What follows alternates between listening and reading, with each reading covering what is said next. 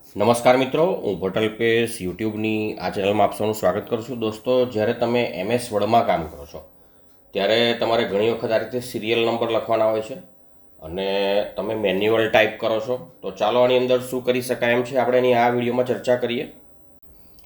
MS વર્ડમાં આપણે numbering કરવું છે અથવા તો સિરિયલ નંબર દાખલ કરવા છે, તો એના માટે સૌથી પહેલાં મારે ટેબલ જોઈશે. તો હું એક ટેબલ લઈ લઉં છું, ઇન્સર્ટમાં જાઉં છું, અહીંયા ઇન્સર્ટમાં, અને ટેબલ જે છે એ હું ઇન્સર્ટ કરું છું અને એની અંદર માની લો કે 6 કોલમ લઈ લઉં છું. 6 કોલમ એટલે એક વચ્ચે મારે ખાલી છોડવી છે.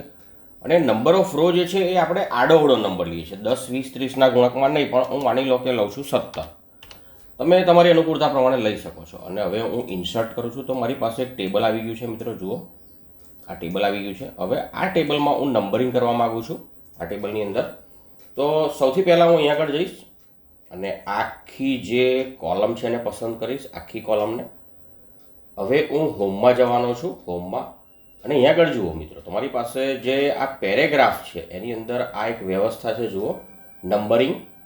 અને અહીં લખ્યું છે ક્રિએટ અ નંબર્ડ લિસ્ટ, એટલે અહીંથી તમે નંબરનું લિસ્ટ ક્રિએટ કરી શકો છો. એના માટે છે આ, ક્લિક કરું છું. હવે આમાંથી તમે ગમે તે પ્રકારનો નંબર અથવા નવો ડિફાઇન પણ કરી શકો છો, પણ હું 1, 2, 3, 4 પસંદ કરું છું. અને લેફ્ટ અલાઇનમેન્ટ એની લેફ્ટ છે, એ પછીથી તમે બદલી પણ શકો છો. તો અહીં મિત્રો નંબર ક્રિએટ થઈ ગયા. અને ઘણા મિત્રોને આ તો ખબર જ હોય છે કે ભાઈ આ રીતે નંબર ક્રિએટ કરી શકાય. હવે મારે માની લો કે પહેલી જે આ રો છે આમાં નંબર નથી લખવો, તો હું આને ડિલીટ કરી દઉં છું મિત્રો. તો આપોઆપ નીચે 1થી સ્ટાર્ટ થઈ જશે.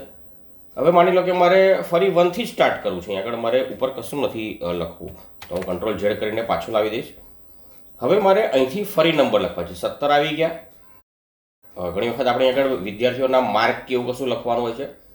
હવે અહીંથી નંબર સ્ટાર્ટ કરવા છે, તો શું કરીશું ચાલો જોઈએ. હવે હું આને ફરી એ જ રીતે પસંદ કરું છું, પણ 17 નંબર સુધી તો આવી ગયા છે. મારે હવે અહીંયા આગળ 18થી સ્ટાર્ટ કરવાનું છે. ફરી હું ત્યાં જ જાઉં છું. હવે હું નંબર પર ક્લિક કરું છું, તો મારો પ્રશ્ન એ છે કે 1થી જ નંબર આવે છે. તો હું શું કરીશ, બહાર ક્લિક કરીશ. હવે આ જે એક નંબર છે એની પર ક્લિક કરીશ એટલે આ બધા નંબર સિલેક્ટ થઈ જશે. હવે આ એક જે છે એની પર માઉસનો કર્સર લાવીશ આ રીતે, અને હવે હું રાઈટ ક્લિક કરવાનો છું. રાઈટ ક્લિક કર્યા પછી અહીંયા આગળ અહીં લખ્યું છે કન્ટિન્યુ નંબર, તો અહીંયા 1 છે તો અહીં 2 આવી જશે મિત્રો. પણ મારે તો 18થી સ્ટાર્ટ કરવા છે, કેમ કે અહીં 17 છે જુઓ. તો સેટ નંબરિંગ વેલ્યુમાં જઈશું, સેટ નંબરિંગ વેલ્યુ, આની પર હું ક્લિક કરવાનો છું.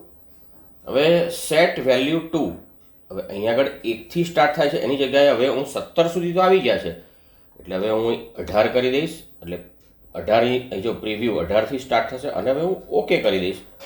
તો જુઓ મિત્રો, અહીં 1થી 17 સુધી નંબર આવી ગયા છે.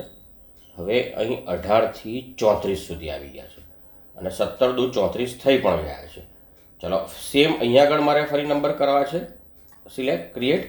હવે અહીં 34 છે, એની જગ્યાએ હું 35થી લાવવા માગું છું. ચલો અહીંયા હું નંબરિંગ કરી દઉં છું, એટલે અહીં તો 18થી શરૂ થયા મિત્રો. હવે હું અહીંયા આગળ જઈશ, રાઈટ ક્લિક કરીશ, સેટ નંબરિંગ વેલ્યુ. તમે પહેલેથી પણ નંબરિંગ વેલ્યુ સેટ કરી શકો છો. હા, હવે અહીંથી નંબરિંગ વેલ્યુ જે છે 34 પછી હું 35 લાવીશ, અને પછી 1 કરી દેવાનો છે મિત્રો, નહીં તો તમે જ્યારે ભવિષ્યમાં નંબર લખશો ત્યારે ત્યાંથી સ્ટાર્ટ થશે. હવે 35થી સ્ટાર્ટ થાય છે. હવે ચાલો અહીં તો તમે આ રીતે MS વર્ડમાં ટેબલમાં તમારી ઈચ્છા પ્રમાણે નંબરિંગ કરી શકો છો મિત્રો.